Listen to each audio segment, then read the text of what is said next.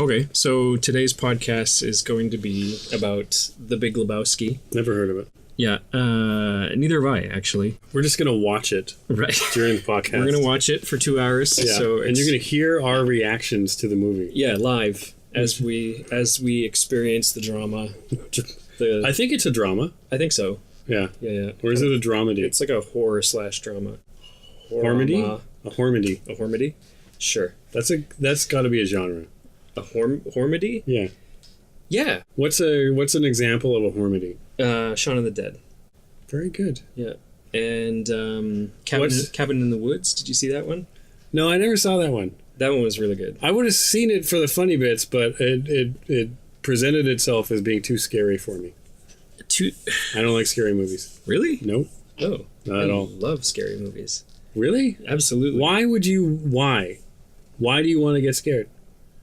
Same reason you go on a roller coaster. I get a different feeling in a roller coaster. I don't feel like the roller coaster is going to kill me. Really? Nope. There's a bunch of cars that come to a stop in front of me. Right. A bunch of people get off. Mm-hmm. So I presume they just went on the ride. Right. And lived. So I'm fine with getting on. But you didn't see how many got on in the first place. When I go to a horror movie, guaranteed something's going to jump out that's going to scare the shit out of me. Sure. I don't like that feeling. But also, I would say there's probably an equal, if not better, survival rate from horror movies. I'm thrilled on a roller coaster. Yeah. I'm terrified in a horror movie. Okay. I don't like being terrified. It's possible that we've gotten a little off track. No, we're going to come around to it. Yeah, that's true. Yeah. But anyways, for people who haven't seen The Big Lebowski, do you think that there's people listening to this that have never seen that film? I'm married to someone who hasn't seen this film. I've played this. I've tried to play it up to her because this is Big Lebowski top 10. Yes, easy. Top 3. Yeah, for sure. In the top 3. Yeah. Which all circulate all the time, but in the top 3. Yeah, and it will always remain in the top 3 unless something goes terribly wrong. But it's really hard to do, like when I'm trying to play this up to Angie to get her into watching it. Yeah. There's nothing I can say that's going to make her. What are you going to say? It's got nihilists, right? Bowling. That's the thing is, on paper it doesn't make any sense. That's the thing. You can't describe it. No. In a way that's going to be appealing. Well, that's when I was trying to figure out how I was going to describe it to the listeners. The only thing I could come up with is it's about the dude and his rug. Yeah. That's basically it. Yeah, the dude, he abides. He abides, and he had a rug that really tied the room together. Yeah. It's like a crime. It's like a noir crime detective-y. It kind of is a bit of a throwback to like the old detective movies. Yeah. Right? It's got a little bit of that. Yeah. The gumshoe sort of thing. A little bit, yeah. Yeah. And then hilarity ensues? Right. So I was watching it again recently, and I wonder, I feel like, and I'm totally just guessing at this stage, I feel like they wrote the character first. They had him first. Yeah. They had the dude. Yeah. They knew that they wanted to create this character. Yeah. The story, the sort of series of events that he goes through came second. Like they just created the character first and then said, okay, what can we do to him? Well, we take his rug. Yeah. And then that basically just spins off into what's the thing? Yeah. What's the thing that we do to him? Yeah. We take his rug. Yeah. So to back it up, The Big Lebowski is a film that came out in 1998, written and directed by the Coen brothers. If you don't know who they are, please go and watch all of their movies. And to anybody who hasn't seen it, here's what's going to happen when you watch it. When it ends, you're not going to like it. You're just not. If it's anything like my experience with every single Coen brothers movie, right, most of which are in my top 10, you won't like it. I don't think I've watched one Coen brothers movie and at the end of it just felt like that was amazing. That's a good point. So Kubrick, Coen brothers. Yeah. I had this experience with Radiohead's OK Computer.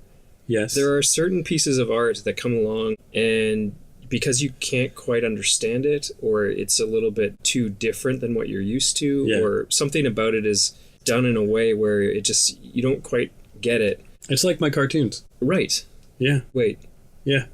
So you're putting yourself up there? I'm not saying I'm like the Coen brothers with my cartoons, but what I'm saying... So it's like Coen brothers, Kubrick, Coates. All I'm saying... Radiohead. All I'm saying is that when people see my cartoons, Yeah.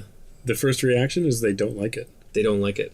Now, I don't get another response after that. Okay, so so you got like the first step. Yeah. Right. But what I'm assuming that eventually if they looked at it again, most don't. Right. But if they looked at it again, they'd see the layers. You have to it's like an onion. You peel the onion. Right. There's a lot of crying. There's so much crying. Yeah. Me usually just crying about why I can't draw. Right, yeah, no, they're not crying. Anyway, sorry. So like you say, the revisit to the thing, had to listen to Radiohead's OK Computer a few times before it started to I was like, okay, I get what this is. And it is one of the best albums probably ever made. Yeah. And yeah, the Coen Brothers stuff is like that.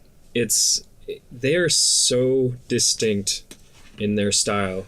I was watching The Big Lebowski and I was just like, there is nothing else like this. Like, I can't put a finger on something that seems familiar to their stuff. Yeah, it's pretty unique. Everything they do is pretty unique. And they've had like True Grit, I loved. Yeah. Fargo, I love, No Country for Old Men. No Country for Old Men, another one of my all-time favorite movies. Yeah. But what a range that is. Like, oh, yeah.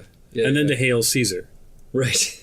And Burn After Reading, did you see that one? Burn After Reading is one of my favorite movies. Yes. And I was thinking, like, for whatever reason, this scene popped into my head the other day, like, out of nowhere. Yeah. And it was Malkovich, who in the movie plays, like, a washed-out, alcoholic, loser... Ex-CIA guy. Right. And I forget specifically what happens, but basically he's going to get back in the game. Right. And so there's... Is it the workout scene? There's the scene of him working out so angry. Like, he's just gonna, like, he's fucking back. Yeah. And he's just gonna kick ass. Yeah. I'm coming, you fuckers. I'm back, you fuckers. Yeah. And you just know watching it. Yeah. That, like, he's not going anywhere. No. Like, nothing. Nothing's changed. Nothing's changed. I think he's doing step-ups.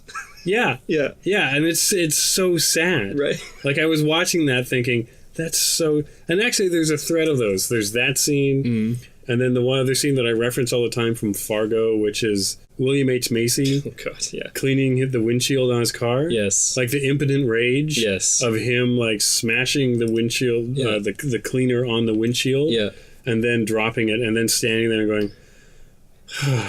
and then just picking it up and going back to scraping the ice off. Like, that was perfect. Right. It's like getting beaten by an inanimate object.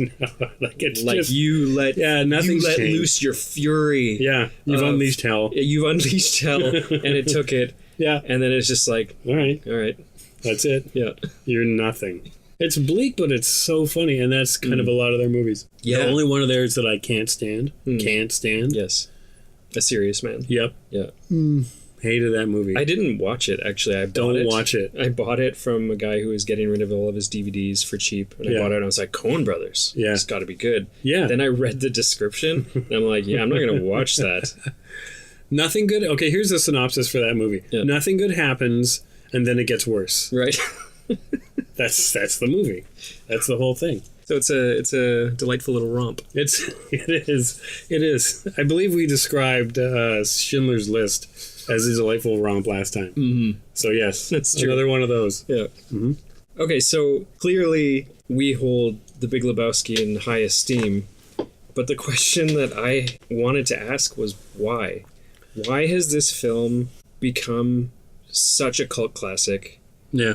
People didn't get it when it came out. It did poorly by today's standards as far as like box office is concerned, but it is one of the most quotable, highly regarded cult classics probably of all time. It really is, isn't it? The dude is like as iconic as Han Solo, you know what I mean? Like he's become part of like the popular culture.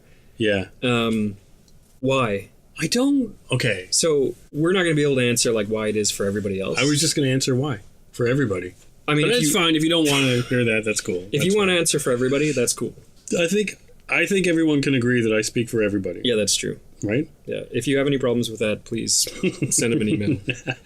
But for you, why this movie? Why does it resonate? Why do you keep coming back to it? A lot of it's the characters. Yeah. There's two things. There's the characters and the structure. Yeah. Were the two things that I love. There's a scene in this movie when they're scattering Donnie's ashes. Right? That's the reaction. Doesn't matter how many times I've seen this movie, and I've seen it a billion times. As soon as I see them standing on the cliff, I start laughing. You start laughing. I start laughing, and I can't help it. And it's the characters. Yeah. So, John Goodman's character. Yes. His name is Walter. Thank you. Yeah. Terrible with names. Everyone. It's all right. Will learn this. So Walter. Walter. Not when it comes to Gilmore Girls, apparently. Well, I mean... Priorities. I mean, who are we talking about? Are we talking about Lorelai or Rory or Logan Huntsberger or Rory's other boyfriends, paramours, Jesse or cut you off. Dean? Yeah, we're good. We're good. We get it. We get it. Look, all I'm saying is... you know what? I'll leave it. Yeah, we'll do a Gilmore Girls episode later. Yeah, we will. You're going to be the only one talking. But you're not even going to be here. No. We're not even going to record it. I'm just going to be in a room by myself talking about Gilmore Girls. Yeah. But there's that scene where they're standing on the cliff and Walter is doing his shitty speech about Donnie's life. Yeah. And it's just, he's perfect. I don't know what John Goodman did to make that character so great. Yeah. But every time I watch him, there's pieces to him that just infuriate me on visceral, down deep levels. Right. That I know him. I know who that guy is. I want to say he's a Trump voter, but sure. But that willful, that ignorant confidence. Yeah. Is just so, it's hilarious to me. And the thing I love about him too is that he's actually a sweet guy. Yeah. Deep down, he actually does care for the dude. Yeah. And he cares for Donnie in some way. But he can't help himself. Yeah. He's just so angry. Help himself. Yeah. It's like he has constant PTSD. But confidence that comes from what? Nothing ever works out for him. Right. His whole... Oh, actually, there's something else. So nothing ever works out for him. Everything he does turns to shit. And he just comes off as a moron.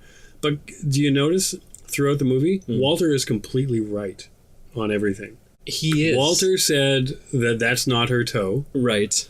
And that I can get you a toe in half an hour. Right. And he was right. It wasn't her toe. No. And he kept insisting that she had kidnapped herself, and he was 100% certain. He was wrong on the other Lebowski's ability to walk, though. That was one that he was wrong on. That was unfortunate. That was a rough scene. So, one thing I do love about his character, and I really realized this the last time I was watching it, because I was really sort of I was analyzing it a bit. Mm-hmm. He is exactly the polar opposite to the dude. Philosophically. Yeah. Because the dude is a pacifist. And this is a guy that was in Vietnam and relates everything to that war. Yeah. He turns everything into Vietnam. Yeah. And actually, there's a bit with the dude. He's just had sex with Julianne Moore's character, Maud. Yeah. And he's talking, he's giving her some backstory on who he is. Mm-hmm. And I actually had to look up a couple of the references that he made.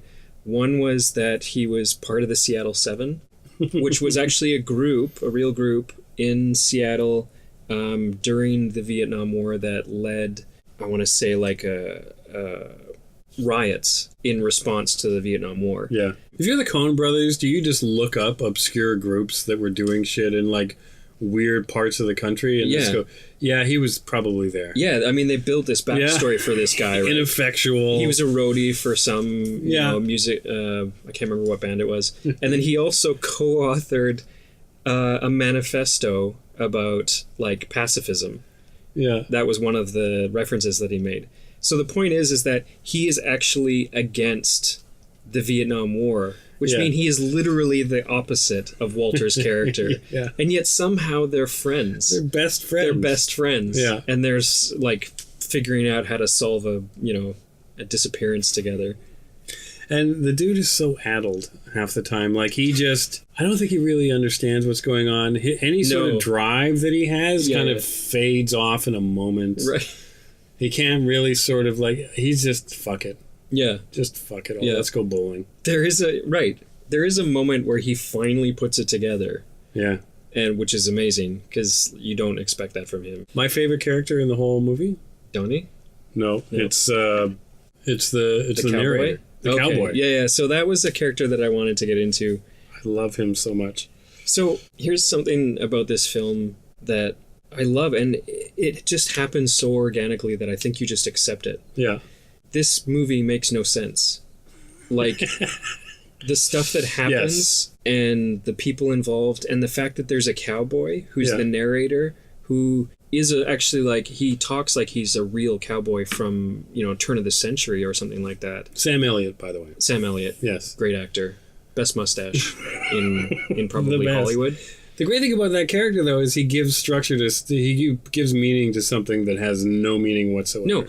He's in the shots, though. I know. He actually exists in the world. They're like, okay, we're going to have a narrator who's a cowboy and a genuine, authentic cowboy. Yeah. And yet, you know what? We're actually going to have him in the bowling alley. Yeah. But you don't ever question it. You're like, yeah, of course. Why is he talking to the camera? And there's a weird, surreal, fantastic element to this film that sort of sits underneath the plot and kind of creates this otherworldly experience, like the dream sequences, the music. It's all very almost whimsical. Yeah. Like, it's like a fantastic tale. I read something or watched something about how they were trying to sort of explain The Big Lebowski as a political statement. Really? For the times. Okay. Like, so there's a lot, the movie's kind of shot through with a lot of, like, the first Gulf War. Yeah. Even Walter talks about it a little bit. And the dude just appropriating the George Bush line that this aggression will not stand. Man. Yeah. Which I loved. And it's like, okay, so maybe that's it. Maybe there's something political about it. I don't know. Like, actually, that part of it I don't really care about. I just love the fact that Saddam Hussein shows up in the dream sequence. Right. Gives him shoes. Oh, yeah. He's handing out bowling shoes. Yeah. So good. And that's the thing that's, like, there's so much... This film is rich. Like, there's multiple layers. Yeah. So much going on. Yeah. So much little detail. Yeah. And that's why I think that it rewards repeat viewings. I'm trying to think if there's, like, one character in that whole movie who's, like, forgettable or a throwaway character. But Philip Seymour Hoffman, he plays that so well as the other, like, the other Lebowski's assistant. Right. He's so good. I love his discomfort. That laugh that he makes. Chucky's so nervous. Yeah. The other Lebowski is awesome. Yeah. The Big Lebowski. The Big Lebowski? Yeah. He's the perfect representation of, like, 1950s corporate America. Yeah. And the pulling your stuff up by your bootstraps and all that kind of stuff. But at the same time, he's, like, apparently penniless. Yeah. And married to Tara Reid. Right. Yeah, he's awful. Yeah. Like, he's actually none of those... Like, he has no integrity whatsoever. No, he's just a shiftless bum. He stole $1 million out of a charity for children so that he could line his pockets. You know, these days that seems kind of quaint. It is. It's adorable. It's only $1 million. It's only $1 million. Yeah, exactly. One little charity for kids? Right. So the narrator. What is it about him that you like? I love the fact that he gives the whole thing, like... he validates this whole stupid story. Right. Like, everything that happens when they cut back to him. Yes. He's just letting you know that everything's on track. Right. This is the story and how it's supposed to go. Yeah. He tells you at the beginning that there even is one. Yes. And then at the end, he just has that little conversation with the dude at the bar. Yeah. And it's just... And it doesn't matter what the dude said. He's like, do you have to cuss so damn much? So dang much? What the fuck are you talking about? Have it your way, dude. That's it. I love that what does he say?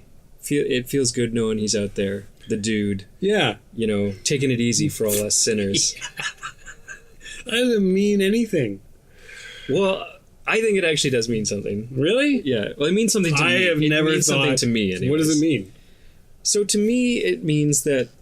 And this gets into why I think this movie, at least for me, will always be important. Yeah. Is because the dude represents a life philosophy that I think is really appealing to a lot of people. Really? Absolutely. I think that the dude is... Well, and this is something that Jeff Bridges talks about later. Yeah. Because, Jeff Bridges is an unusual guy. He has a Zen master who he works with. Yeah. I don't know if you know this. No. But he has become the dude over the years. Very much so. Like the way Keanu Reeves became Neo? Neo? Nilo? No, Nilo from Finding Nemo. Right. God, you're great with names. Right. No, Jeff Bridges, and I don't know if you saw the Tron movie, the Tron Legacy movie, with Jeff Bridges in it. Nope. Oh, okay. He's very much the dude in that movie. Like, really? He has become that character in real life, I think. And I actually wonder, like, if Jeff Bridges was originally like the dude and he just fed into that character, or if the character came first and kind of influenced his life after the fact. You see I what I'm would saying? find that remarkably sad.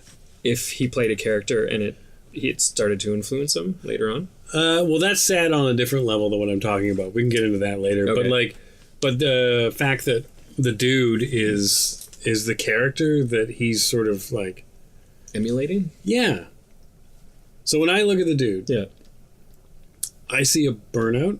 Yeah. Like, he's hilarious. Really? And I like him. Yeah. But he's smoked so much weed. Yeah. He can't really hold a thought together. Yeah. He doesn't really care too much about... And every time he tries to sort of piece things together in this big caper that he's trying to solve... Sure. So he fancies himself at a certain point in the movie as a detective, right? Like, he's trying to sort it through everything, this case that he keeps talking about. Yeah. Cracking the case, all those types of things. And he keeps trying to string things together to sort of... And then he just sort of runs out of steam all the time. And he never really, like... He can't figure anything out. Well, I think that he's... Like I say, Walter is right more often than he is. Oh, yeah, for sure. Yeah. But I think the thing about the dude is that, like, he's not... How do I say it? He's so zen that he actually just doesn't care. I don't think he's zen. I think he's just, like... He just smokes too much weed. No, but that's part of being zen, I suppose. Anyways, what I was saying is that, like, Jeff Bridges... he works with a Zen master, and the Zen master actually says that the dude is very zen in a lot of ways. Really? Yeah. And I believe it has to do with, like, just leading a simple life. Yeah. Not caring too much about, like, the larger issues. Like, not getting stressed out about that stuff. Yeah. And really, just remaining kind of, like, calm and passive. Okay, and all present. of those things I can get behind. Yeah. Yeah. It's I think it provides for, like, especially in, like, today's modern age where people are, like, constantly stressed by work, by, any type of external pressures, be it your career or your family or whatever. He provides, like, a glimpse into a life that's super simple and super pure in its focus on just the tiny things. The things that make you happy. Bowling. Like, he literally lays on the floor listening to a tape recording of a bowling game. That's right. Like, he's just hearing the pins crack. Yeah. Like, that to him is time well spent. Yeah. And it's a pure focus on the thing that he loves. Yeah. And I think that, like, for me at least, he is an example of how I would want to simplify my life and live my life in a lot of ways. Plus, he will always be a great Halloween costume. Right. Which I did. Did you? Of course. Did you not see that? I don't think I have. I won 1 year at Relic for that. Really? Yeah. It's pretty good. Yeah. It was awesome. How did Donnie and the dude and Walter become friends? That is a mystery. I think they just found Donnie at the bowling alley. Yeah. I think that they all met around bowling. I don't think that they were friends before bowling. Because how could they be? Didn't Donnie surf? Donnie was a surfer. That was one thing that I was watching Steve Buscemi talk about that character, and he said, I just love the fact that they mentioned this bit of trivia about him at the very end and never mention it ever again. Yeah. That he was a surfer. And there's nothing funnier than the idea of Steve Buscemi surfing. Right. If anybody's not going to be a surfer, it's Steve Buscemi. I don't think he's got good pop-up ability onto the board. No, he's not popping up. No. Yeah.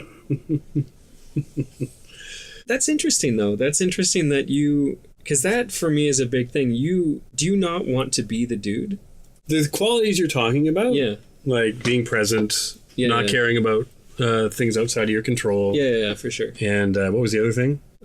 Just leading a simple life. Those are actually all things that I work on in my life. All the time. I work on being present. I work on like keeping things simple. Yeah. All those things. Like, have you ever fantasized about quitting your job and just going and having a much, much simpler life? Have you heard about the landscaping fantasy? Right. So the landscaping the landscaping fantasy is I have an office job. Yes. I have a job that requires a lot of meetings. Yep. There's lots of long schedules on things. Yeah, me too. Right? It's video games, so it's just a lot of moving parts and a lot of people and and sometimes the job can be very focused on just sort of having meetings about meetings that you're going to have about more meetings. Totally. Yeah. And the landscaping fantasy is like one time when I was at EA looking out the window and seeing a guy on a ride-on lawnmower going across the field, and I stared at him and just went, oh, that looks so great. Yeah. And I just thought, that guy didn't have a meeting. Maybe he had one meeting. He said, go to EA and cut the lawn. Yeah. Meeting over. And how do you know when you're done? The lawn's mowed. The lawn's mowed. Yeah, that's it. And so I fantasize sometimes about being a landscaper or like just having a really clean, simple, like less complicated life. I don't think my life at this point, my life has been much more complicated than it is now. Yeah. And I think my life now is like pretty much where I want it to be in terms of like levels of complication. Yeah. But it is always good to have reminders because it's easy to get. Like we're all, I think like you're saying, like it's really easy to pile stuff onto it and make it way more complicated than it needs to be. Yeah, absolutely. Yeah. So yeah, you understand that completely, the lure of ditching the complexity and stress, which I don't mind, of this stuff and having a much simpler life, which I love. Yeah, that part I like. Yeah, there's the part of it though where he's just like, maybe it's not by design. Maybe it's like the guy smokes so much weed and drinks so many White Russians. Yeah, that he can't get his shit together enough to get to the life that he wants to have. Like maybe he wants a more complicated, more fuller life. See, as soon as I say that, I don't think that's true. But is it a function of like outside substances, or is it a function of like design? Like he wants to live this way. I don't think he has any inclination to actually get a job, nor does he want one. Yeah. I think he believes that his life is perfect. I think I relate more to Donnie. Yeah. Shut the fuck up. You're out of your element. Yeah, exactly. That's it. Always out of my element. Always a step behind. I am the walrus. I love that they were talking about Lenin,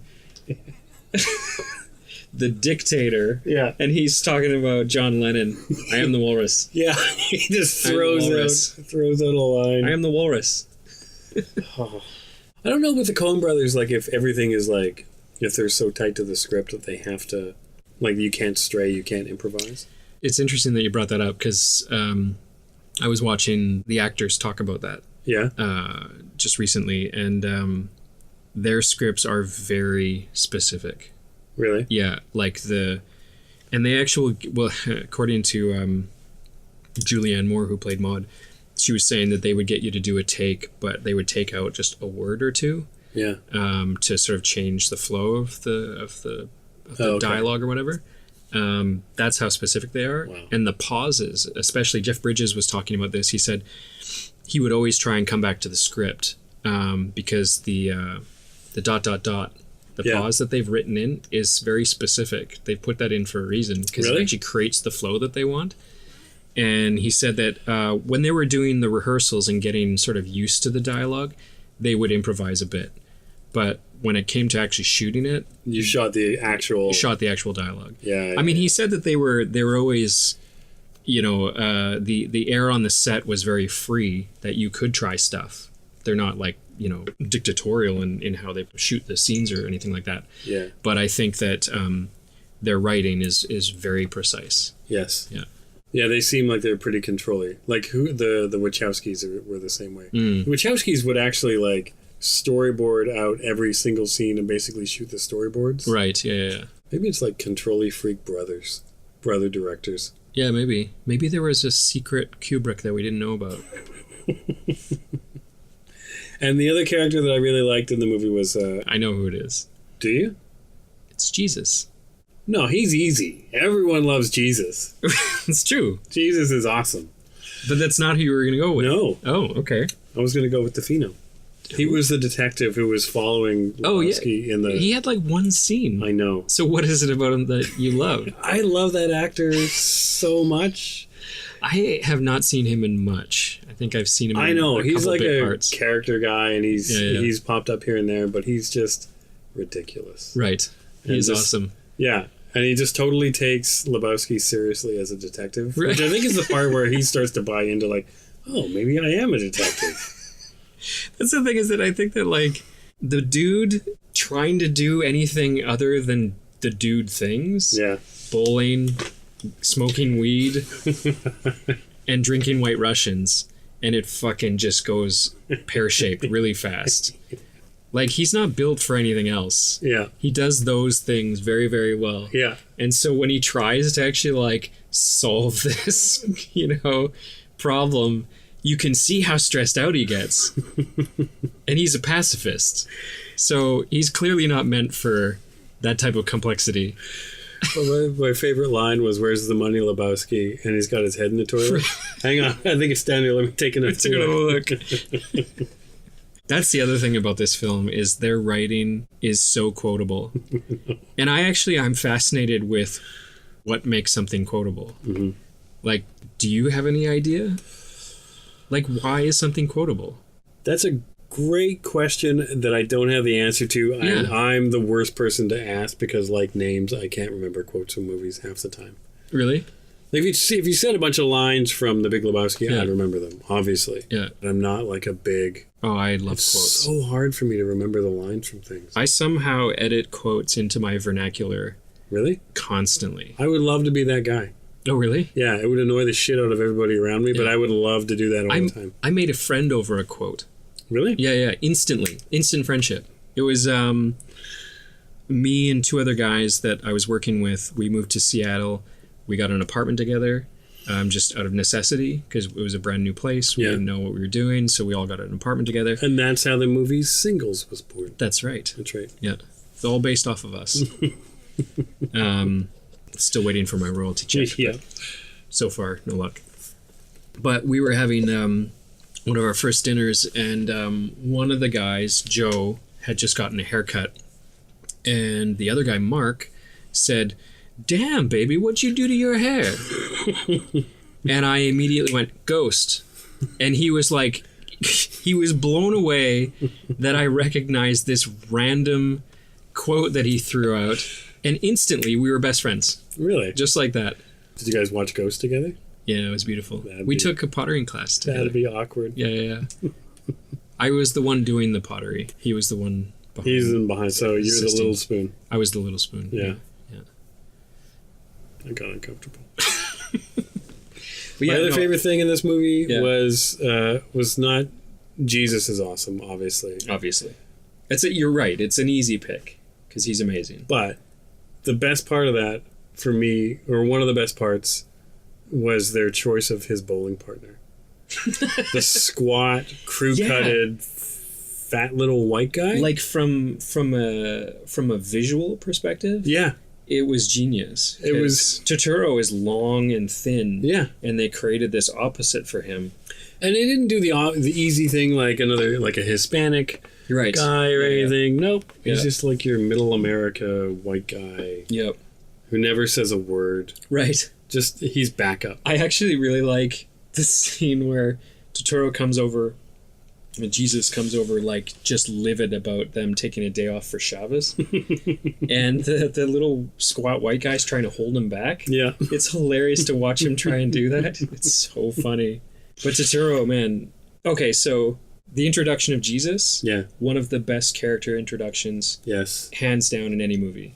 that the timing of the music, which is a Latin version of Hotel California.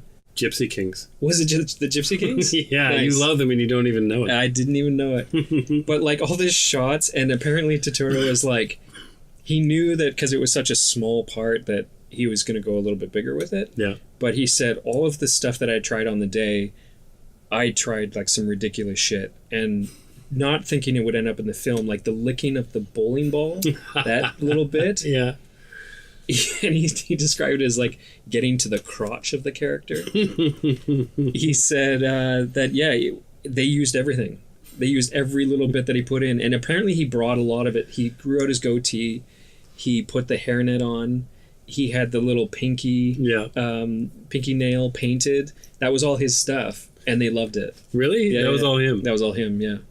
Do you know that I've read things talking about them doing a movie based on that character? He talked about it in the interview that I saw recently. He actually wants to do a sequel with that character. I really, really, really hope they don't do that. I really hope they don't do it too. That would just wreck it. Some things are just like, it's enough. It's lightning in a bottle. Yeah. There are certain, it's like a chemical reaction. Mm-hmm. Like all the pieces have to be there for it to work. Yeah. And if they're not there, it won't work. Yeah. It was like Joni Loves Chachi. Come on. No. You've seen Happy Days. I am aware. You are aware of Happy Days? I am aware of Happy Days as a thing. But you've never watched an episode? No. I think that's a lie. You must have seen it. It was on after school every single day. I saw the Weezer music video where they were part of Happy Days. That's what I saw. 7 years, man. Do you remember? You don't remember at all. But back then, it's like anytime there was a successful show, there was a spin-off. Always. There was Joni Loves Chachi. Happy Days Alone. That was a show? Joni Loves Chachi? Yeah. Oh. Yeah. So off Happy Days Alone, there was Joni Loves Chachi, Laverne and Shirley. Yeah. I believe Lenny and Squiggy had their own show for a while. Squiggy was the prototype Jesus. Was he? Yeah. Wow. Everybody Google it right now. Proto-Jesus. Proto-Jesus. That's right. Oh, right. Man. One thing that... okay, so I wanted to talk about bowling. Yeah. It's not a sport. No, it's not a sport. Well, it is to the people who play it. Yeah, but that's anything. Yeah. People who play darts think it's a sport. Yeah, totally, eh? Not a random act of chance. So, have you ever bowled? Are you a bowler? I've bowled. Yeah. I wouldn't say I'm a bowler. No. But I bowled. Yeah. Yeah. Do you enjoy it? And I mean American bowling. We're in Canada where they think bowling is 5-pin. That's the one thing I don't agree with in Canada is our bowling. Why did we do that? I don't know. It feels like kids bowling. That was unnecessary. Is it tied to the Timbit? I don't... The smaller donut. I don't therefore understand. The smaller bowling ball. Did we think we were perfecting bowling?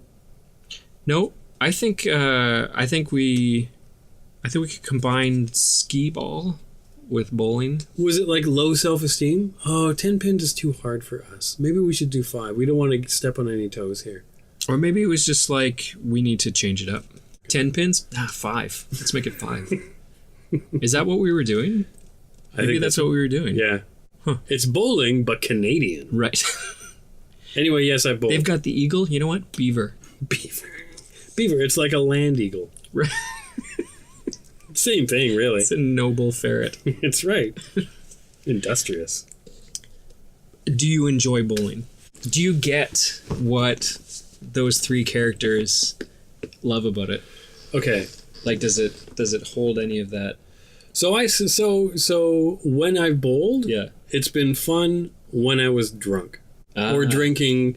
When drinking was a part of the bowling experience. Right.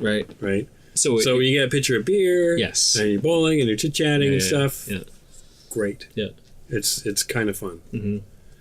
If you're not drinking... Not so much. Bowling's not fun.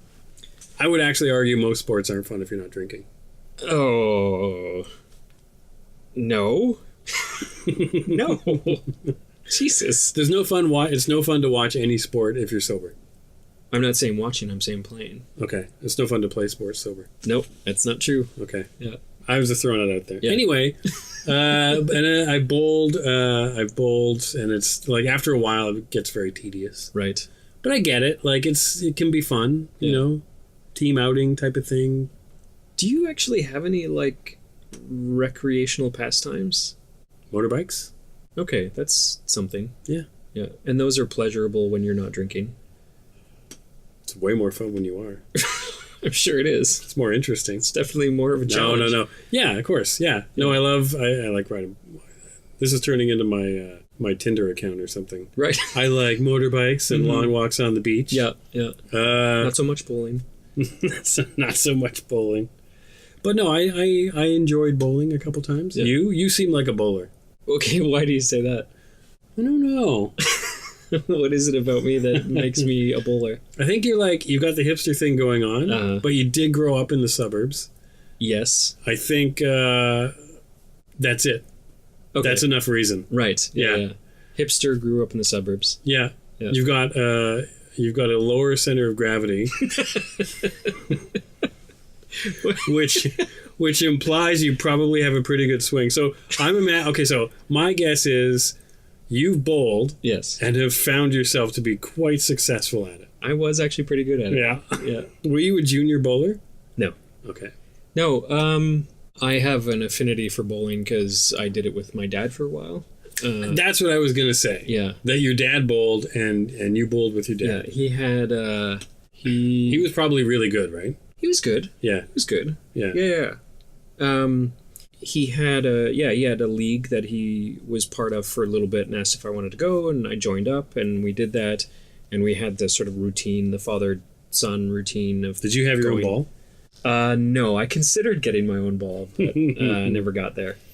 But yeah, there's something about, and it's actually very similar to hockey, which you tried and didn't enjoy, failed. There's a moment preparing for a hockey game. Yep. When you've got all your gear on, you went through the wangs in the in the change room, and now you walk out and they're still Zamboning, doing the cleaning the ice, and you get to stand there and just look at the ice surface, and it's the sound of the empty space, plus the sound of the Zamboni, plus the sort of smell of the sort of like fresh ice, and the sort of anticipation of the game that's about to happen. There's something very comforting about that. I don't know what it is. Yep. And bowling has the same thing. The sound in the bowling alley. Yeah. And the sort of the smells of the bowling alley, the shoes, the crap that they put in the shoes. Like there's like sort of it's an experience to be in that space. And I think it's like it captured something like from you and your dad, right? Yeah. So it captures that. Yeah. Like I wouldn't like a hockey rink. Right. At all. No. If I hadn't spent so much time in them taking my kid to hockey. Right. Like that was the thing. Yeah. So there's an association. There's an association there. Yeah. But you get that, right? Totally get that. Yeah. Like if you go into a hockey rink now, I still get the same thing. There's that feeling, right? Yeah. It's like a nostalgia thing. So I get bowling. Like I get why they used bowling as the everyman's game. Because you don't have to be an athlete to play it, to enjoy it. Yeah. Like, and that's why I was like, is it a sport? Well, not really. But to the people who play it, it is. It's like golf is not a sport. It's an accessible sport to everyone. Right. You know what I mean? Like, you don't have to be an athlete. It's a pastime that you could get away with calling a sport. Sure. Yeah, exactly. Yeah. I have to physically throw the ball down there. Yeah. Technically. Actually, I think one of the first times that I went bowling, I drank a lot. I remember it was like a night out. I was in my 20s. Right, we all went out. We went bowling. Yeah. I think we bowled for a long time, and I was ridiculously sore the next day. Like, right? Yeah. Yeah, you actually had to do stuff. I had to do stuff, and it hurt. Right. I like when you try something new and the next day your ass hurts for some reason. Like, why the ass? Like, how? I didn't know I was engaging that while I was... I didn't know I had one. Right. And that's why. Yeah. Because I never engaged the ass. No, yeah. It's an important aspect in life. Just engage the ass. Ass engagement. Once in a while. Oh, one thing that I do love about the film that I noticed again recently as I was watching it is And do you know the writer Aaron Sorkin? Love Aaron Sorkin. Great stuff, right? Yeah. One of the Did Aaron Sorkin write the No, Big he Lebowski? didn't. No. Oh, God, that would have been amazing. I think it's Ethan that does a lot of the writing. Joel does a lot of the directing. I mean, I think they probably share duties. Mm-hmm. But one thing that Aaron Sorkin does in a lot of his writing is he runs, especially in group scenes, he'll run multiple conversations on top of each other. Yep. And it's actually a lot of fun to watch people bounce back and forth between conversations, like two different conversations. Ugh. They do that all the time between Donnie, Walter, and the dude when they're having a conversation. There's like 2 or 3 conversations running at any given time. Like Walter's talking about one thing, mm-hmm. the dude's talking about another thing, and Donnie is in the background trying to keep up. Yeah. And there's like 3 threads going, and they're cutting in between each one in the flow of dialogue. That is just delightful to watch. Yeah, and so stressful. It's almost manic. Like it's actually slightly unhinged, and you're just trying to keep up. Yeah. Even when you've watched it several times, watching those scenes is still slightly uncomfortable. The fun thing is to watch one character through that. So if you just watch Donnie, he doesn't really say much. Yeah. But he'll throw something random in. Right. Into the middle of it and then step out again. Yeah. And then he'll go in again. Yeah. And the one who's doing the most work is always Walter. Always. He's managing everything. He's yelling at everybody. Yeah. I like there's one moment where... Because his default response to Donnie is shut the fuck up. Yep. Like, I don't want to hear it. You are nothing. But there's one time when Donnie comes over and he's like, they posted the new schedule and it's, shut the fuck up, Donnie. Wait, what did you say? Yeah. Like... His initial response was to tell him to fuck off, but then he realized, you actually have information. The second Donnie opened his mouth. Right. That's the default thing. And Donnie doesn't care. No, Donnie doesn't care. It never gets to him. No. He never gets mad at him. The Coen brothers were saying that you can watch Steve Buscemi's performance in the background, and on his face is written the entire scene. Like he's reacting to everything that's happening. Yeah. So you can actually watch the scene develop on Donnie's face just by watching it. Okay. So did you see this when it came out? No. I came to it late. And what was your reaction the first time you saw it? Do you remember? I don't remember. I don't remember a time when I didn't love it. I'm gonna just cop to the fact that probably the first time I saw it, I didn't like it. Sure. Or I didn't like it very much. Yeah. And the only reason I ended up liking it was because I saw, like, it just became a thing. Yeah. And I probably went, I'm going to watch that again. And I went back to it, and I liked it. And the more I watched it, the more I loved it. Yeah. And I think that's the most cult classics do that. They have that sort of long, they're like a wine. They just keep getting better and better. Yeah. As they age, right? And you can never really predict what film is going to become a cult classic. It just, I mean, it's... So why do they get to keep making movies? Because this one didn't do very well when it came out. I don't know how many of their movies actually did well when they first came out. Like, I think they just keep making cult classics. Well, okay, so to be fair to the movie, it cost $15 million to make. It made like $47 million. Okay, so it made money. So it made money. I mean, that's $30 million. That's not nothing. Yep. But it, by today's standards, it's pretty poor. Yeah. They make $50 million. They make $100 million in their first weekend. Yeah. A lot of these movies, and if they don't have returns of like 10 to 1 or 20 to 1, they're failures. I'm familiar with all this. I watched Entourage, so perfect. I get how it works. Exactly. Yeah. That's exactly how it works. Base everything off of the Entourage. I'm actually watching it right now. Really? Yeah. Why? Because I'm out of everything else to watch. Really? Yeah. I could probably give you something. Give me like a series to binge watch that is fun to watch. Oh. Not depressing. Okay, can't. Yeah. Nothing that I'm going to have to really pay really close attention to. That's the whole point of watching something, is that you actually have to pay attention to it. Did I tell you I watched the Gilmore Girls? Yeah, that's background, right? Yeah, it's background. Yeah. Entourage is kind of background. Is there anything, this is an aside on the Big Lebowski, but is there anything today that you give your undivided attention to? My beautiful wife, Angie. All right. You hate it when I express love for my wife. No, that was just that was crazy. like giving your teacher an apple. That's all that was. I was like, well, yeah, obviously, you fucking brown noser. What? No, it's true. Yeah, no, okay. That aside, any media that you give your undivided attention to, or is it always split between something else? Oh, I find right now everything it's so split. Because when I'm watching something, generally, like Game of Thrones, I will watch. Like, everything else goes away. And like, does the device go down? Yeah. Really? Nothing. I don't do anything. Wow. I just watch that. So that's something. That's something. Yeah. I still can't remember any of the names. No, of course not. No. But I do watch it. That's good. Yeah. So that's a thing. That's a thing. Yeah.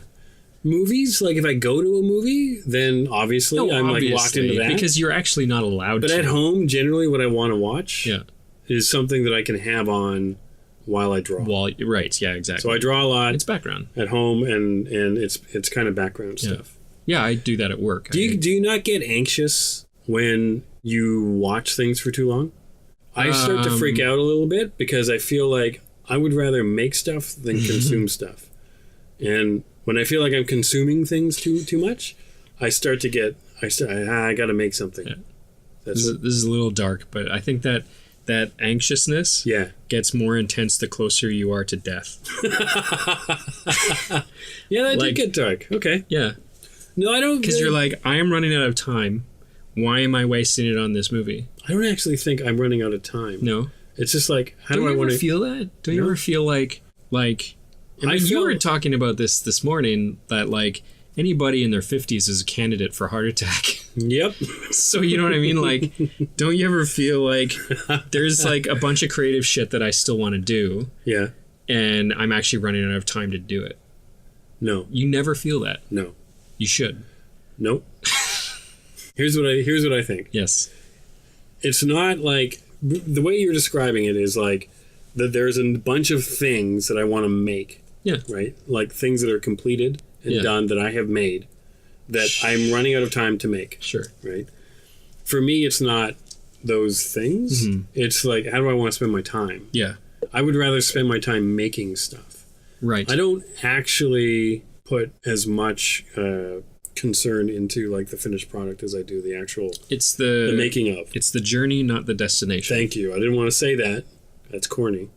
It's the truth, man. But it's true. I'm like the dude in that way. Come on, give me that one.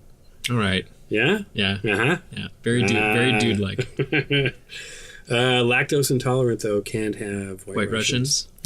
But I would rather spend my time making stuff. Yeah. Than consuming stuff. Yeah. So when I'm sitting there watching TV for like if it was just on. Sure. Yeah. And I'm just sitting there passively watching it. Yeah. I get depressed. It's like when I sleep in. Yeah. I don't like sleeping in. You're wasting time. Wasting time. Yeah. Want to get up and start doing stuff. Yeah. No, I hear that. Yeah. Yeah, totally. The problem with getting up really early as I do. Yeah. You really need a nap by about 11 o'clock in the morning. Well, naps are, yeah. Naps are underrated and the greatest thing that ever... I find the two defining factors in knowing that you're an adult are naps are awesome, and so are socks. Getting socks for Christmas all of a sudden became awesome. Yeah. Yeah, when it was actually the worst thing as a child. What do you got there for socks? What do you do? Nothing special. Really? Yeah. I haven't embraced the fancy socks. Are you a fancy sock guy? Yeah, I see a little bit of fancy sock poking out Well, there. I got 7 years on you. Yeah. And there is a point as a man where you will go, what am I doing with these old athletic socks? I need to up my sock game. No, we had this conversation. Did we? Yes, we did. Okay. I'm not going to get into it. Why? But we differ on socks. Like, that is definitely a point of difference between the two of us. We both agree socks are awesome. We both wear socks. Yes. That is the common ground. That's it? What those socks are and what they mean. Yeah. Two very different things between you and I. No, that's a different podcast. All right. We don't want to get into that. I promise you we will have an entire podcast on socks. Okay. Yeah.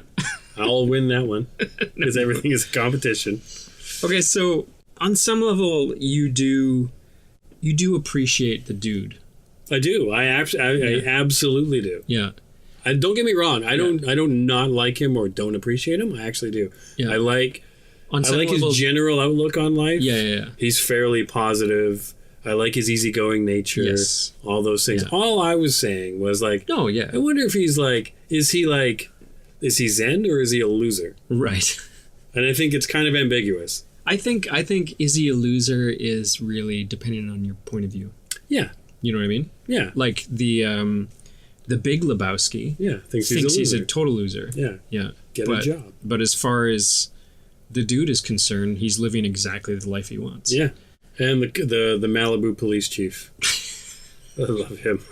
I love as he's toppling over after being hit in the face with his coffee cup, he calls him a fascist. Yeah.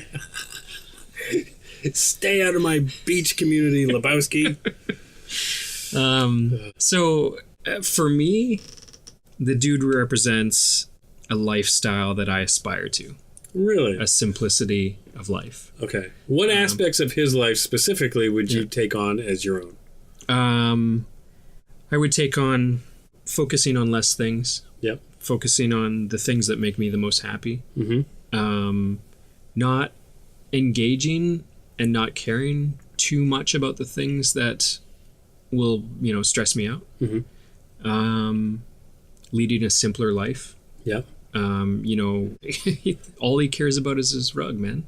If you had to pare your life down to a few things, so you take your life now and you go, I'm going to go live the dude lifestyle. Right. Yeah. What are you taking with you? I think I would ditch my phone. Yeah. Yeah. I think I would only want to bring things that I could either create some kind of art with. So maybe a camera. Mm-hmm. Any device that allows me to draw or, do video editing or make music or something like that. Those are the things I'd want to bring with me. Any connection to social media, gone. I think I would still want to engage in other art. So I would want to still read. Yeah. I'd want to watch film. Yeah. I'd want to listen to music. Yeah. Those three things. Okay, so what specifically are you ditching apart from social media?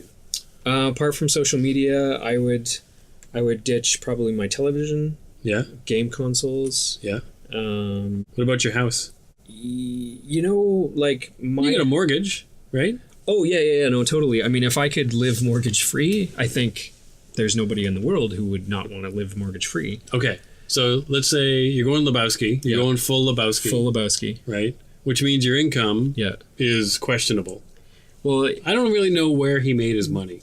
The logistics of the Lebowski are that I think he just goes from welfare check to welfare check.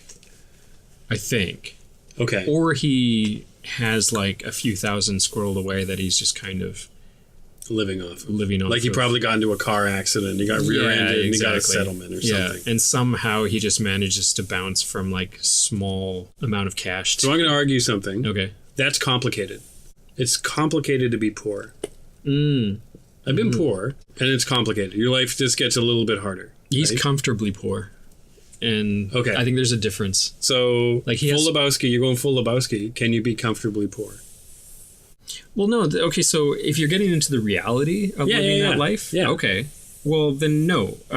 His life is an ideal. I don't think it's a reality. Right. Because there is no answer to the questions of where he gets food, how he's paying for rent, what happens to him when he breaks his arm. Like, none of that is actually addressed in the film, and none of that is addressed in the fantasy either. I feel like it's kind of implied. Well, I think if he breaks his arm, he just smokes a lot of weed. And just still the bones knit again. Yeah, exactly. Like, he can't go to the hospital. Yeah. He doesn't even have a fucking social insurance or social security number. That's right. You know what I mean? He just has a true value card or something. Yeah, that's his ID. That's his ID. Yeah. So, so that's where I think, I don't want to live his life to the letter. I don't mean specifically like here's your video card. His ideals for an industry that doesn't exist anymore. But the thing about that is, like, the simple life. Yes. Is non-attachment to things, right? Yep. So if you're not attached to things, and you are stripping away. Yeah. And the reason I ask this is because because I have been in situations in my life where like I've had like next to nothing. Yeah. And that was very liberating because now when things are going okay, yeah. I think I could go back to that. I could go back to like not having very much and for still be happy. Yeah. Like how much of my happiness is attached to stuff and things. Yeah. Just keeping it in the whole dude milieu. Like, I mean, he has his things, right? Yeah. Like, if somebody stole his CCR tapes, he would be bummed out. If somebody stole... I just had a picture of him rocking out in his car to CCR. He fucking loves CCR so much. I actually don't understand why he hates the Eagles. Like, I'm not young enough, or I'm not old enough to really understand the difference between CCR. You stop playing the H card, man. You're not that... You're 40. Yeah, I'm 40. But I think you have to be in your 50s to really understand the difference between Creedence Clearwater Revival and the Eagles. I'm in my 40s. Yeah. I understand the difference. Yeah, but you're late 40s. I just entered 40. So what's the difference? I'm in my mid 40s. I could credibly be called in my mid 40s. Sure. Mid to late? Mid to late. Mid to late. That's fair. We're going to cut this part out. So. Yeah. Fuck you. So what is the difference between CCR and the Eagles? Why does he hate the Eagles? Well, I don't understand why he hates them, because I think they'd be in his wheelhouse, because they are right? Like, they're super easy going. Yeah. Right? They're a little bit mellow. Hotel California. And it's not the country thing, because CCR had a real country kind of a vibe going on. So I don't really understand why he doesn't like them. Yeah. But I think that's a nice little hitch they put in there. It is. Just to give him like, he's not exactly what you'd expect. Right. He hates the Eagles. Right. Didn't see that coming, did you? Yeah. And I love that the cabbie tosses him out of the car for playing. Yeah. He's like, could you just change I've had a rough day, man. He's like, get the fuck out of my cab. Yeah, so if you're going to live the dude life, like, what would you take with you? It would just be like art, you know?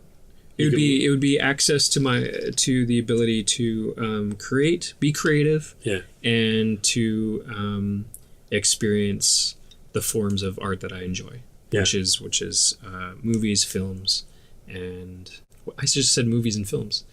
It's movies, films, and cinema. Yeah, those are my top three. And flicks. And flicks. I love flicks. Ooh, and talkies. Talkies. Those are my favorites. Yeah.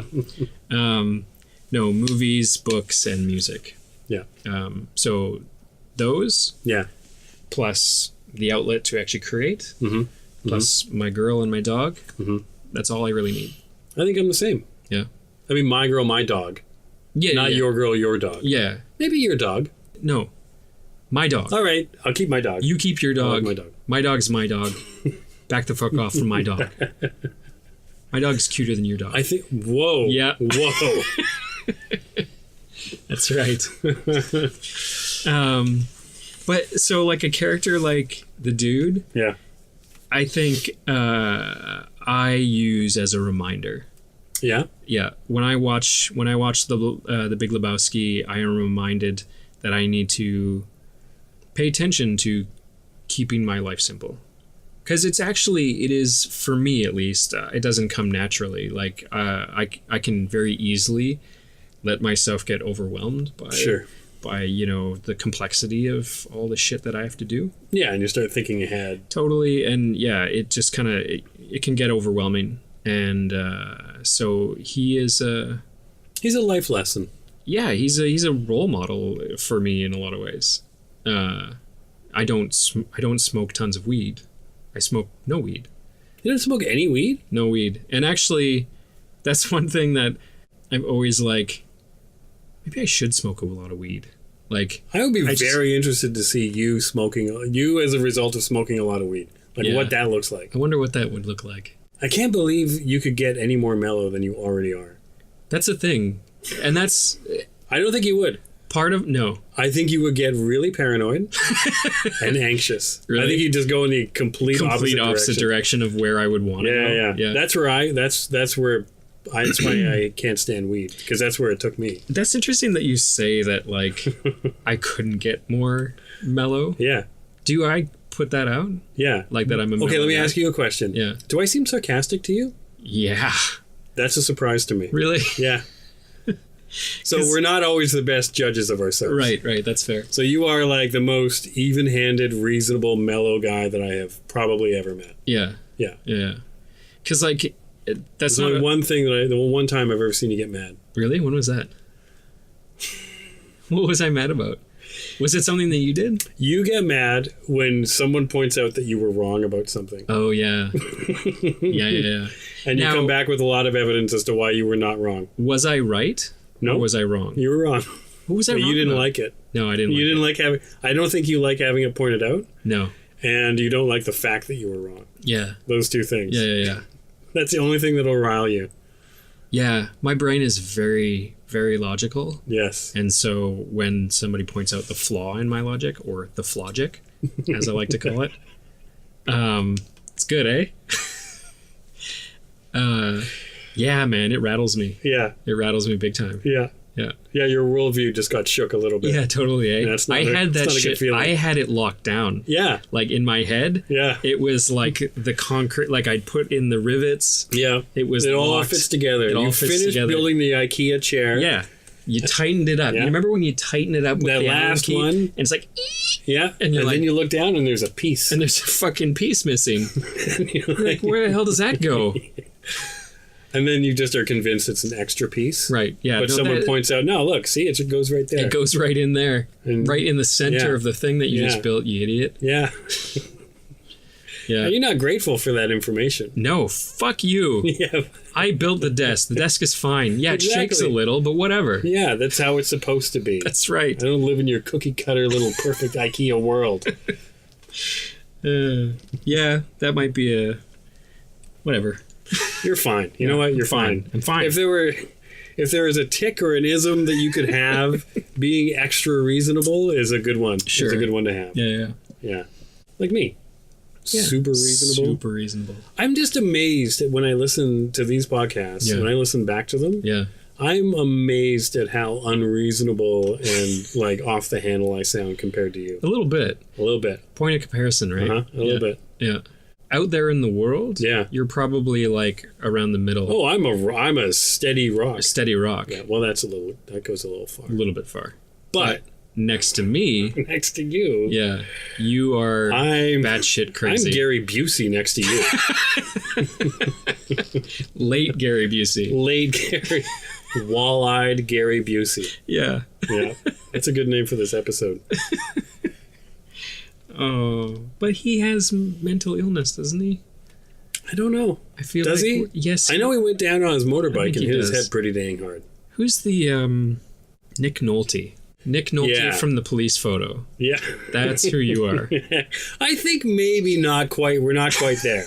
I'm just saying Nick Nolte is... I wouldn't describe myself as mugshot Nick Nolte, though. Next to me? Well, yeah. Through the lens of you. Me. Yeah. That's why these are so good. That's why this works. But to circle it back, I do like to do that from time to time. I like how dude am I at this stage?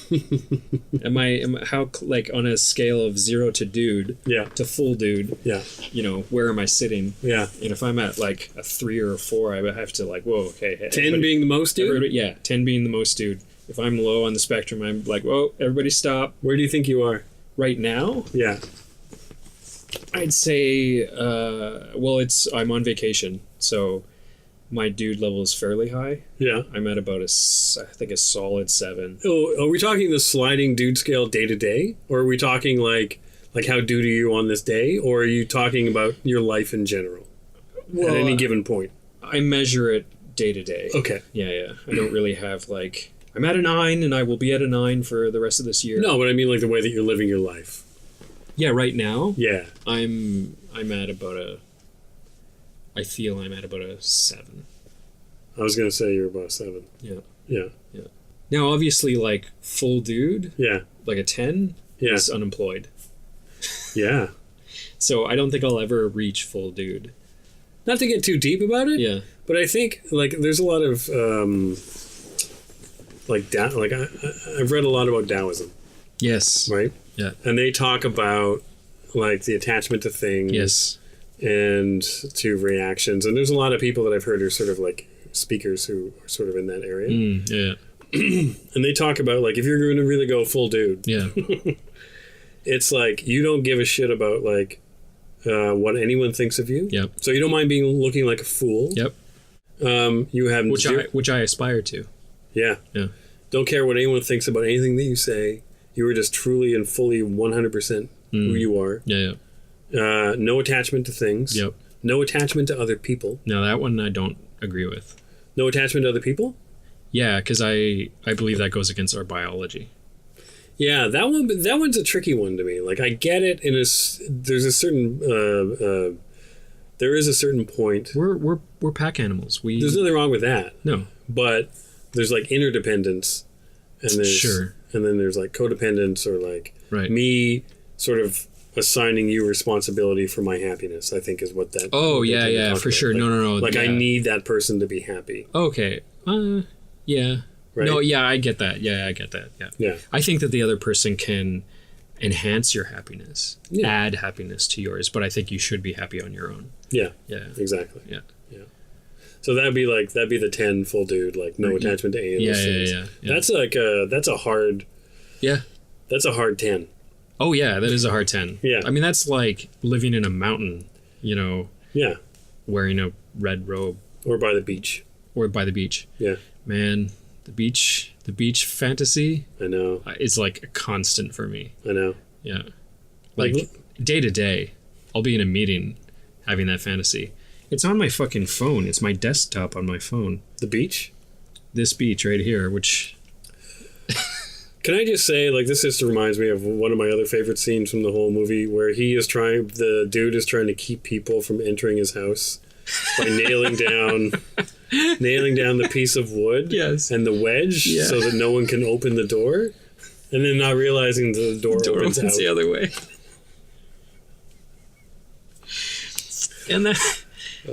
So there's a bit, a Louis C.K. bit where he talks about his stupidity lands him in the area where he has just enough intelligence to analyze a situation, but not enough intelligence to understand it. Yeah. So he'll analyze it and come up with some weird conclusion, and then hate himself for not understanding. Are you serious? Yeah, like you really had that thought? Right. Exactly. And he actually says that he wishes he was a little more stupid so that he could just be like kind of blissfully happy about shit because he doesn't understand any of it. Yeah. And I feel like that's kind of where the dude is a bit. He's so high that he doesn't really quite understand anything. Yeah. That's probably more to the point. Right. So if you're there, but that's actually kind of pleasant. If you're there and you can go a little bit more stupid, or a little bit more smart, to actually smart enough to the point where you can figure the shit out, right? But then you've got more knowledge, right? Yeah, which with it comes more sadness. Yeah, probably. I think so. And that's, I think, the thing is that the intellect, is tied to awareness of the shittiness of things. It's deep, eh? Like I don't know if I ascribe to your worldview. Okay. Yeah. Do you think things are inherently shitty? Do you think life is hard? Yes. Nope. Next point. Would you ask Won that one. Okay, I tell you what. Yeah. I won't say hard. Yeah. But I will say that life is unforgiving. Life makes no considerations for your particular situation. Life just is. Yes. It just happens. Yep. And if it's hard on you, that is just the nature of existence. I think if it's hard on you, yes, I would agree. Yeah. Okay, you didn't do anything. Nope. To make it hard on you. No, and it's not intentional. It's not vindictive. Nope. It's just happening. Yeah. The world is just happening. But how hard it is has a lot to do with your outlook on it. I can't see I think that's a good ideal, But I think there are situations that it's pretty hard to make light of, like getting cancer. Yeah. I can't tell somebody that that's not hard because of your perspective on life. Of course not. You know what I mean? Yeah. So I think yes, for the most part. Yes. And that's the thing with life. This is one thing that I will say with 100% is life is never black and white, this and that. Yeah. The answer is this, the answer is that. Life is complicated. Yeah. And we try to reduce it down to simplistic ideas. Yeah. But it never adheres to that. Yeah. Because it's just a chaos of all these different things happening all the time. Yeah. And so we try our best to make sense of it. Yeah. But there's no one rule that applies at all times. But I think you're right. I think that in general, the outlook that you take into life will dictate how hard or easy it is. Yeah. For sure. So speaking of... I love that we're getting this deep. I know. Off the Big Lebowski. For the Big Lebowski. Yeah. Because I think that the Coen brothers would appreciate that. Okay, so let me ask you this. Yeah. What do you think is the ideal... You said, like, it's what you take into it, right? Sure. So life just is. Yeah. Right? Yep. What do you think is the most reasonable response to that? Like, what's the most reasonable way to live your life? For me, I think it comes down to only worry about the things that you can directly control, and everything else, just let it be. That to me has been sort of a guiding principle. The other one that I couple with that is if it makes you happy and it doesn't hurt anybody else, by all means do it. I actually encourage that. Yeah. Those are sort of the two main ones. It's pretty good. Yeah. How about you? Gratitude. Actually, gratitude and acceptance. Yeah. So I have, and I mean that in all cases. Yeah. So I have been through some very shitty things, and people have told me, try being grateful right now. Right. And I was like, fuck you. Totally. Because it seems like a real dick thing to say. Yeah. But I tried it. Yeah. Like when you're feeling really bad. Yeah. Or things are really bad and you're scared. Oh, yeah. Or whatever it is. Yeah. And then just go, I am super grateful for this. Yes. I went, huh. Yeah. Oh, that changes it. Yep. And the reason why is because, you're right, I think life just is. Yeah. And if I'm grateful for the fact that I get to actually just be here. Yeah, 100%. Like I just get to experience whatever this is. Yes. Right? Exactly. So I get to have all these experiences. Yeah. And this is something else in Taoism. They talk about like the like there is no this or that. Yeah. It's this and that. Yeah. So if I'm feeling pain, it's the only reason I know it's pain is because I've felt no pain. Yeah. Or the only reason I'm feeling sad is because I have felt happy. So I understand the contrast between the two. Right. So then I'm grateful for the sadness because you know what happiness is. Yeah. Those types of things. Yeah. So that's been really helpful. Yeah. And then acceptance is just like you say, like life just is. Mm-hmm. So the only thing that causes me undue pain, more pain than is necessary, is me fighting against reality. Right. And me like thinking things should be a different way. Yeah. Things just are the way they are. Yeah. So what am I going to do about it? And that's the thing, is that like if you can't control it, really spending any time, worrying or stressing or focusing on it is kind of a waste of time. I feel like right now we should be playing Bobby McFerrin's "Don't Worry, Be Happy" in the background as we vamp out of here. Oh, I like that. Right? Yeah. Pretty much exactly. That's all we're saying. Yeah. Just don't worry. I just want to like drift off into kind of like a late night FM voice. Yeah. Absolutely. Yeah. So The Big Lebowski, I watched it recently, probably for I don't know the umpteenth time, and I loved it just as much as I watched it when I watched the first time. Yeah, it's one of those ones that you just can't turn off once it starts. Yeah.